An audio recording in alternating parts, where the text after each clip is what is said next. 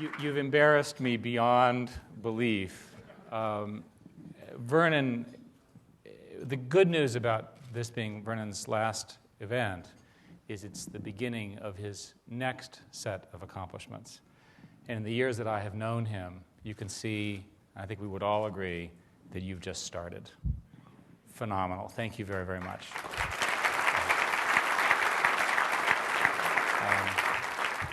So what I wanted to do is talk a little bit about the world as we see it today and a little bit about businesses and technology, and then take your questions. With this kind of an audience, you have a lot of ideas and things, and I learn just as much as you when we do this. I've been thinking a little bit about the structure of the world, right? The New World Order, as everybody says. And it seems to me that there are four sort of big experiments, and I mean big experiments. Well, we have the U.S. Now, what comes to mind with the U.S.? Innovative, creative, surprising, individualist, right? We all understand that. We're very proud of it. There's an online series called Smosh, created by two guys, 45 episodes, #1 subscribed channel of all time on YouTube, 12 million viewers. That's an experiment, an interesting one. Europe, educated, thoughtful, rule of law, empowering, sort of under control, right? Think about environmental policy in the EU. Very well done. Carbon credit trading system, so forth and so on. They've announced a unilateral 20% reduction in greenhouse emissions and so forth. Government investment driving key broadband in the region. Another experiment different from the US. Okay. What about China? Well, China is very different. What words come to mind about China? Monocultural, chaotic, controlling and confronting individual truths in a way that's very different from the first two. It's home of 5 of the world's 10 largest companies: China Life, PetroChina, China Mobile, Industrial Commercial Bank, and China Petroleum. It has the most number of internet users in the world, more than 210 million. And by the way, they just passed us. We're not catching up, okay? They're going to keep getting bigger and bigger on the internet. 50% of Chinese internet users are less than 24 years old. Most of the new Chinese users, majority, are actually from the rural areas, which is a huge surprise for us and a big impact. Online advertising is just taking off. What's the biggest application in China? Music. All of a sudden. And by the way, a lot of it's stolen. India. Following, right? Following the first 3. Accelerating. 22 languages. The merging of cultures. All of these structures of who's doing what and so forth. Relatively slow internet penetration, but now accelerating. Rural phones, fastest growing in the world. Eventually more people in India than anywhere else. Technology, an example is that fishermen coming into the Indian ports will use their mobile phones to text for what has the best tuna fish price, and they'll choose the port based on that. These people are clever, and they're going to catch up as well. Why do I talk about 4? Because each of them is distinctly different, and each of them will be determined in many ways by the way in which they use information, and the way in which their culture processes information, and the way they use information to empower people, businesses, and globalization. And the internet is this phenomena that's not slowing down. It shouldn't be a surprise to you all. We always think, oh God, is it over yet? No. We've got a lot more coming. They're on the order of 1.4 billion internet users, growing somewhere between 200, 300 million a year. There are more than 500 million registered domain names, pretty phenomenal. More than 500 million servers serving all that information. And people have a lot to say. There's at least 120 million blogs. I looked at the statistic. You all know what blogs are, right? People writing on their own behalf for their large audiences. The average blog has exactly 1 reader, okay? I don't know. Sometimes it's a relative, so that's like 1.1, So people have a lot to say, not as many readers as communicators, but it's exciting. We have about 30 million photos are uploaded to Google in one form or another every day. Pretty interesting. And by the way, I've been looking at them for a while. They're almost always of people. People take pictures of people, and they upload them into Google. And people are getting online. I mean, even more exciting than this internet phenomena is the mobile phone phenomena. Today, there are on the order of 3.3 billion mobile phone users. Eventually, if you do the math, it'll get to around 5.5 billion mobile phones in our lifetimes. We're going to cross 4 in the next 3-ish years. Those are people who typically don't have television, or if they have a television, it's a community television. It's their primary and often only source of information. And they're going to use it in some interesting ways. They're going to use it to find out sports scores, crop information, to entertain themselves. And it serves as another step in the ladder to take the people who are most poor and have it most difficulty in the world and bringing them into this wonderful world that we've all had the privilege to grow up in. Now, this happened because of a set of laws that are essentially physics laws. Moore's law, the doubling of computer processing every 18 months. An example would be that you say, well, that's not too bad. Well, people tend to overestimate what can be done in 18 months, and they underestimate what happens in 10 years because they can't do the compounding. A doubling of Moore's law means that it goes by a factor of 10 in 5 years and a factor of 100 in 10 years. So 10 years from now, right, think about all the information and the things that people are going to be doing. And there's a law called Kreider's law, which is much worse, which says that disk performance doubles every year. So that's a factor of 1,000 every 5 years. So that has a lot of interesting implications. For example, video. So YouTube, huge number of people. They're on the order of 10 hours of YouTube video uploaded into YouTube every minute. And if you watch the videos, you will, be shocked. And so I was thinking, okay, so if you do the math, by the year 2019, you're going to have a device that you can carry, an iPod-like device that you can carry in your purse or on your wallet or in your belt, that is 85 years of video. So you can't watch it your whole life, right? You're dead before you finish watching all the videos on this device. It's sort of the ultimate frustrating device, I think, to be invented. So what I thought we could do is let me show you a little bit of sense of what this world might look like. And we have Michael Jones from Google, who's put together a short, and watch carefully because you'll see sort of the world play out. Maybe we can turn this on. This is a star field. There are 50,000 galaxies, and this star field is about 12 billion years ago images. And the way the picture was done was they took all the photons, and now we're wandering out. We're coming in. We're about 8 billion out. So this is light that came to us before the Earth was existed. That it literally was formed. So not only are you looking, and this is in Google Sky, not only are you looking at these pictures, but you're also looking at time. And you're looking back in time from before we existed. This light, go ahead with the demo. This light, and you can see some of the other galaxies, and you can follow them and learn about them and so forth. And any of you can do this when you get home or at your office. Falls on the Earth. And where does it fall? It falls on Atlanta, Georgia.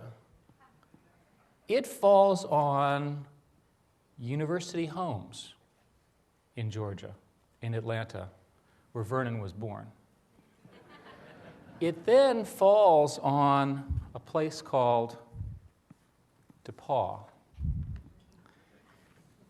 And here you can see, do you recognize a little bit the light falling on this? Yes. He looks a little embarrassed. And of course, from DePaul, you can see the view. In fact, you can come in and you can see. And then here we are on Street View, looking at all the places that you would recognize. Looks like your dorm. And in and out. And this is pictures taken from a car. Now we're going to go to Washington, to Howard University. You'll recognize the name of the sports team, right? And from here, we see all of Washington from satellites as we navigate and we go through to the street level and so forth. So that's the past. What could be possible in the future? Well, now let's go forward 500 years. And let's imagine that global warming is not solved, and we have sea rise. And you notice the water rises and rises. This, again, is future now. And this is a layer in Google Earth where you can model what's happening. And I want you to notice, slowly, all of the buildings that we love are disappearing, except for, of course, the monument. And you can see the Potomac and so forth, and you can see the Pentagon in the distance, which, of course, is always around. And here we are, and here's our hotel. Of course, we're here in the basement, but the top is still around. And then the good news is, we hope that's not going to happen. But with this kind of a tool, you just saw the most vision that you can ever see in your life. You went back 13 billion years in life to the future. 25, it's called parsecs, 10 to the 25th. It's the largest field of view that is possible in humanity. And you can do this from your computer. And as a tool, you can imagine what this means for the next generation of researchers, scientists, and citizens, not just of the U.S., but the whole world. So let's keep going. I wanted to give you a sense of what's possible because I think most people think, oh, it's just information, it's just search. But now we can build whole virtual platforms. And we can combine video and audio and storytelling. And maybe Vernon's book, which of course I got all this from, will have an online edition, the next one, which will talk about this geographically as well, so people can follow the experiences and the history and the opportunity that you've had such an impact on. So what happens now, okay, we're all online. We've got this internet thing and so forth. Well, there's a chance for changes of business models, and many of you are worried about this. There's a shift from traditional PC computing to cloud computing. And cloud computing is where the servers are somewhere else, and it's always just there. And what I'd like to do is I'd like to be able to walk up to any computer and just say, sort of, be mine, unquote. And then the computer would naturally configure itself so it had all of my information on it. And then when I'm done, I'd say, go away or be gone or something. And all that information would be safely go back to the servers. So I don't have to lug the computer around all the time. Sort of makes sense. It's a simple idea, but the same principle is a good example of mobility. That basically we're mobile, we're moving all the time. Why are you lugging all this stuff around? Let the computers and the internet handle this for you, and so forth. This has a big implementation on business models because it means that you can begin to live a lot of your lives online. There's this new phenomenon called social networks. And judging by the look of this audience, many of you probably have children who are members of social networks. And the social networks are a huge phenomena. Huge phenomena. And they're social. There are new ways of meeting. There's new ways of finding people, new ways of communicating. And they're here to stay. And whether it's YouTube or MySpace or Bebo in Europe or so forth, or YouTube, Facebook and so forth, the sum of all of those are a new online lifestyle, which from our perspective, if you're in college today or high school today, becomes really defining. And it is the next step in this evolution of this new model. So an example would be, anybody here drop your cell phone and lose all your phone numbers? Anybody here drop your computer, lose all your information? Happens to me all the time. Let the network take it, so forth. That shift is a permanent shift in computing because of the power of the internet. And what happens is that this has a lot of implications. Most incumbents blow transitions. And I think all of us are struggling with the impact that this has. Incumbency has its disadvantages as well as advantages. The radio companies didn't do that well on television. Print has not so far translated very well to the web, and this is a great concern. And then, of course, YouTube came along and surprising, to all of us, including me. And the media companies are now struggling with this. It's interesting that the Dow Jones Industrial Average in 1905 had 12 companies. Only one of them is in the Dow Jones today. So it's not just small companies. It's even large companies are affected by these generational changes over long enough. Look at the music industry. CD sales continue to drop. And even though, and I'm on the board of Apple, even though the iTunes model works well, people are happy with it, has good economics and so forth, even then, CDs have been significantly affected by all of this. Same thing for the newspapers. Newspapers, we all care a lot about this. Newspaper demand has never been higher. The problem is revenues have never been lower. So people are reading the newspaper, they're just not reading in a way where the newspapers can make money on it. And this is a shared problem. We have to solve this. There's no obviously good solution right now, and people are working on it. So how do you organize? And I'll sort of put this in context and then go to your questions. How do you organize in this world?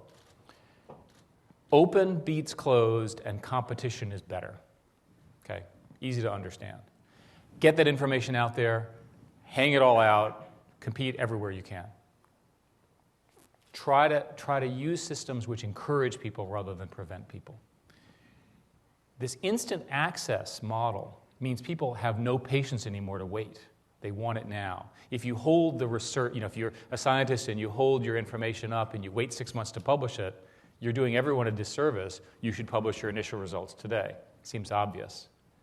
This is a short-term model. You do it incrementally, but get it out and get it out now before somebody else does it. And these open systems, which are platforms that people can extend, are really pervasive on top of this new platform. We had an interesting experience. Of course, there was a terrible blizzard around the Chinese New Year. Chinese New Year is a really big deal in China because everybody works in factories which are not near their homes, and this is the only time they're allowed to go home. So you literally have 100 million people moving through a situation where they're incredibly stranded. So a few engineers, a few people from the outside threw together a weather map matching literally people, places, hotels, and how to get home. Done in a few hours. These kinds of things, which seem sort of obvious to us, change the lives of tens of millions of people who would not have otherwise encountered the internet in China this year. It's important to understand that this openness principle has some other implications. It means, for example, you can't hold data back. We have promised, for example, that we won't trap your data. If you don't like what we're doing, take it to our competitor. It's very, very hard to do exclusive deals now in this new world because things move so quickly. So the traditional model of control and exclusivity and so forth is replaced by speed and distribution. And that's an important strategic difference for a lot of businesses worldwide. But you can also organize around innovation in different ways. We have an idea called 20% time. And the basic idea about 20% is that people who are technical are supposed to spend 20% of their time working on something that they find interesting as opposed to what the management finds interesting. Now, before you get too excited, these people are not that exciting. They don't veer too far. They're sort of engineers, right? But it's okay. And they, so they go off. And they do this, and most of our interesting products have come out of 20% time. And I'll say, well, who's building this? Well, we got 20% of him and 20% of her, and we got 40% of him. And I said, can't you guys generate more than 80%? And so eventually we turn these things into projects. But there are other things. We have one of the world's largest private bus systems that was started by an engineer she wanted to be able to commute to San Francisco. Now we have 52 buses that cost us millions of dollars, right? And somehow we can't get rid of this thing, right? It's part of the culture that we encourage that.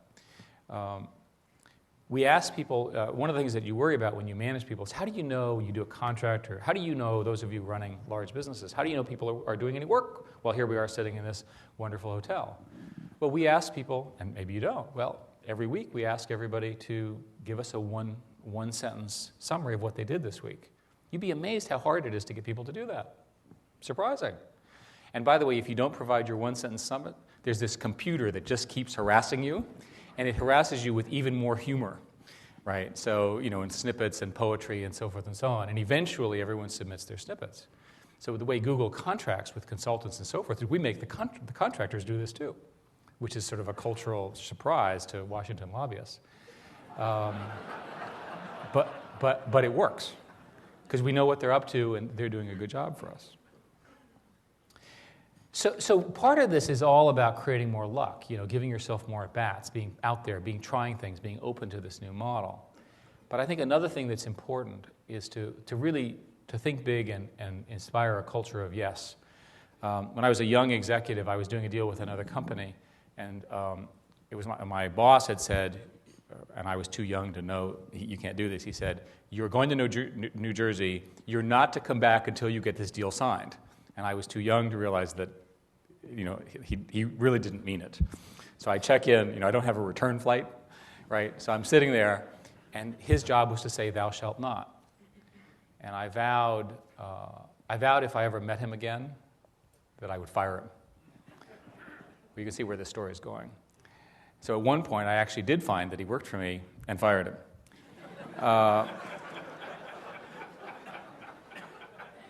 So we implement a culture of yes, and we mean it. But my point here is that you get into these cultures where everybody's sort of negative. Why don't you establish a principle of yes, okay? In your firm, in what you're doing. Let's go to a principle of yes. Because that's how the world wants to go forward. Let's take that chance. Let's take that. At product reviews, Larry and Sergey, who do most of the product reviews, sit there and say, "You guys are not aiming high enough." We don't have a problem of people doing too much. We have people not being ambitious enough. And we push them and we drive them. And that's something that can be done everywhere. We have another principle, which is that all discussions should start with some facts. Okay? Okay? A prominent politician walked up to me in the meeting and said, "Did you know that there are more outhouses than TiVos?" And I thought, this is where Google's very useful. And it turns out his statement was true 6 months earlier, that the growth rate of outhouses was negative 0.5%. And the growth rate of TiVos was 20%, a quarter at the time. So in fact, TiVos had passed outhouses, thank goodness, in their popularity. Another more serious example is, I grew up here in Washington, and I have told people for 30 years that the year I was toward the end of the Vietnam period, that fortunately they had a draft, and that I was fortunate my birthday came up in the lottery. You remember there was a lottery. My birthday was 125, and in my particular year, they only drafted the first 90. And I believe this. The only problem with what I just told you is it's completely false. I believe it even now. And the reason I know this is I looked it up, and I'm off by a year. It was my friend who was a year older who was subject to this. In fact, I was not in jeopardy at all. That's how memories work. So even on a personal basis, something as fundamental as that, you can get wrong. So let's start discussions with facts, right? Or at least the best facts that we can find. We can debate your opinion, but let's not debate the facts. So my point here is, I think in closing and putting this together, it is possible to build a culture around innovation. It is possible to build a culture around leadership, and it is possible to build a culture around optimism. Google is an example, but by no means the only example of a culture that can be built based on relatively scalable principles. We could run our country this way. We could run the world this way. In this audience, we have the people who really do shape America. If you think about it, our country, which I'm very proud to be a citizen of, was formed, by revolutionaries, right? By people who saw a better model. So let's be revolutionaries. Let's take this opportunity, this huge change that is before us with technology, and let's change our businesses, our communication, and the way we interact on some new principles that reflect the very best of America. So thank you very much.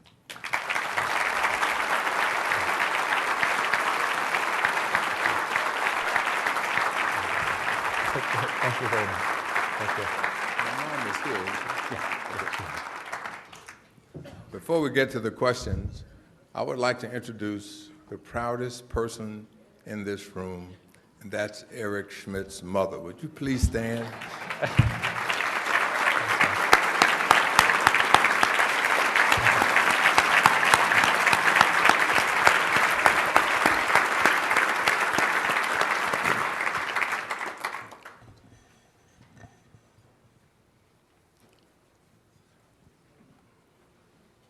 Yes, sir.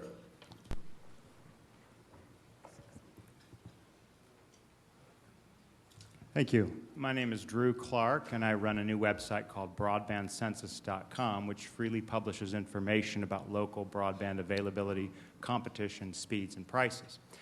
My question is about the future of the three screens, the big screen being the television, the medium screen being the computer, and the small screen, or the cell phone.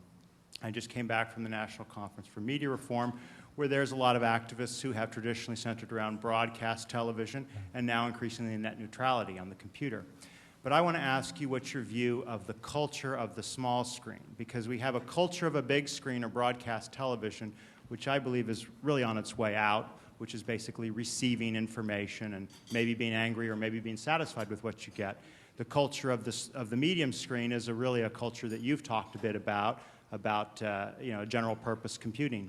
But what will the culture of the mobile phone be? Will it be a lockdown device of the sort many in this country are used to, where the carrier controls what comes in and goes out? Will it move more towards the general purpose computing, or be something else entirely? Well, thank you. We have a strong view that we want as flexible a platform on these mobile devices because we have no idea what people are going to do with these mobile devices. If you think about the opportunity that is before us, of course we can take traditional media, big screen television, for example, and flow it into the little screen, and there'll be quite a bit of that. We have a technology called Android, which is an open platform, essentially open software for mobile devices. And there's been a contest for applications. One of the most interesting applications, by the way, is an application which uses the camera of the. Remember, mobile phones are interesting because they're GPSs, they're cameras, and they're computers, and they're screens. Oh, and by the way, you can make telephone calls on them. You hold the thing up, and it looks around. It sees where you are. It tells you everything you're seeing by doing video recognition out of the camera. And it uses all the information resources that I'm describing. So the reason I mention that is that that's an example of something that's not possible to do with anything other than a mobile device. We do believe, Google sort of takes the view that ultimately consumers win in these markets. And so ultimately the distribution markets and so forth will evolve to some mechanism where if you want to see the movie in the movie house, you see it. You want to see it on a DVD, you'll see it. And if you want to see it on a small screen, you'll be able to see it. These traditional barriers that have existed will go away. There are people who disagree with that, and there are industrial structures which could make it harder. So we, for example, have been working hard on something called network neutrality and open access. We were very fortunate that in the FCC auction, the FCC saw to make the C block require that it be possible to basically take any reasonable mobile phone and connect it to that bandwidth. We want to avoid these closed mobile networks that you implied because they will decrease consumer choice. And obviously, with decreasing consumer choice, there's less innovation. Thank you. My name is Dick Sweat. I run the Architecture and Engineering Office of Leo A. Daley here in Washington, D.C.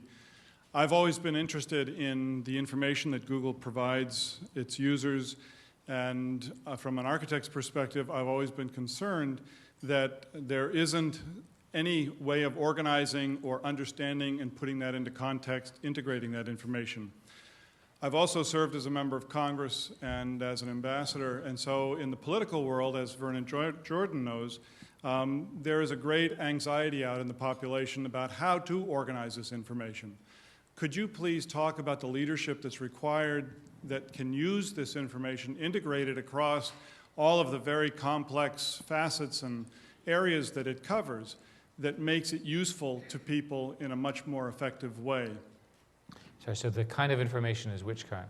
Well, what Google provides is whatever information one wants and one can put into this. From my profession's perspective, it could be the design of communities. But the fact is that I'm finding that although you're providing through Google incredible amounts of information, there is still a need for leadership in the community to organize it and facilitate its integration and implementing it across society. And I would be curious to get your view of how we develop leaders in this country and in the world to do this in a more effective manner.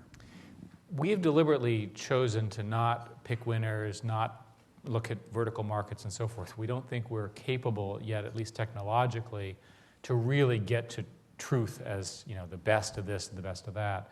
Our ranking algorithms are not perfect, although we think they're the best in the world, and we invest very heavily in making them stronger. We have a number of interesting experiments. There's something called a KNOL, K-N-O-L, that we're in the process of releasing, which will be essentially websites defined by experts, where genuinely pedigreed experts will talk about an area and try to summarize it. There is a danger on the web that it's the Gresham's law problem, that sort of the poor quality, repeated information overwhelms the insightful one. You'll see this today in the media, where there's such a race for speed that the best and most interesting article is seldom the first. It's often the one after a few days or a week, some incredibly insightful person sort of articulates it in some interesting way. We've not yet developed good techniques to distinguish between the most popular and roughly correct, and then these incredibly insightful things that we're talking about. Ultimately, it will be a combination of what you said. I don't think Google will ourselves go into the verticals. We will want other people to build those. The one final thing to mention is we have a product, not to sell Google products here, but we have an advertising product so that if you, for example, are very interested in a particular area, and it sounds like you are, you could become a popular writer and author in that area, and then our ads can be targeted against that, and you can make some money doing it. So that's a way of getting more voices funded. Thank you. Last two. Good afternoon. My name is Brent Welks. I'm the Executive Director of the League of United Latin American Citizens. We're the largest and oldest Hispanic organization in the country. I'm not related, in case you Google, to Brent Welks out of Torrance, California, who is a defense contractor, so please keep that in mind. But my question had to do with this new world that you've described in this new economy.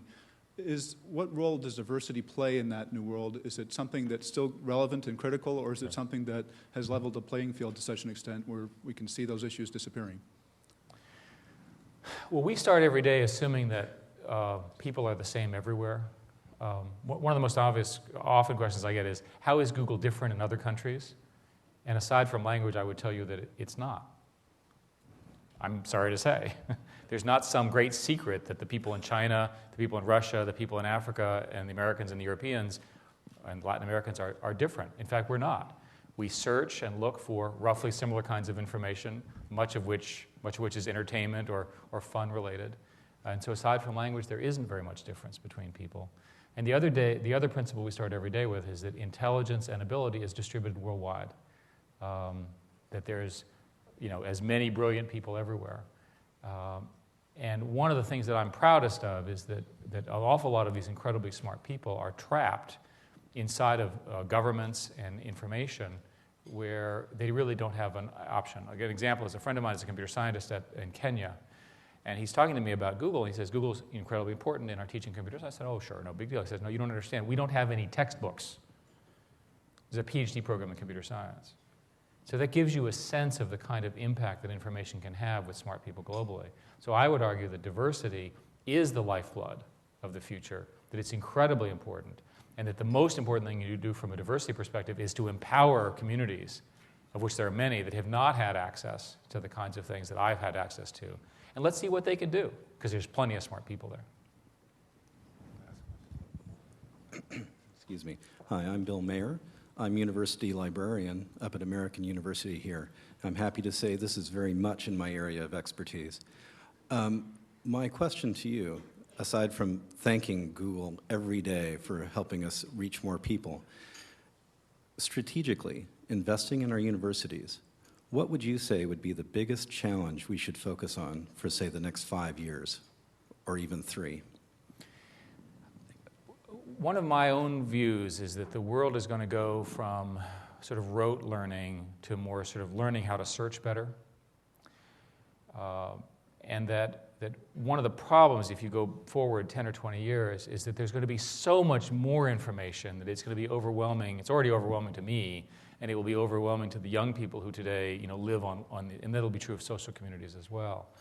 So there's an obvious role for the librarian. Historically, the way it would go is you'd go to a librarian and you'd have a chat about this book, this idea, and librarians were incredibly good at helping you. So a reasonable outcome of this whole thing is that libraries, and in particular the people who provide judgment that computers cannot, become more important. It moves from books on stacks to really being very broadly interested people. I will say to you that there's going to be more and more and more information, not less and less. And I think all of us learning how to navigate that, to find the things that we care about, and then to use it to make the world a better place is really our mission, and really sounds like your mission as well.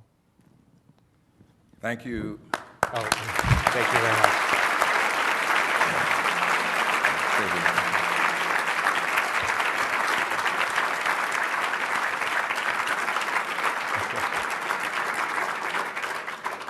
Eric, you talked about getting the facts. Well, one fact is, according to the Google proxy, is that you only get paid $1 a year.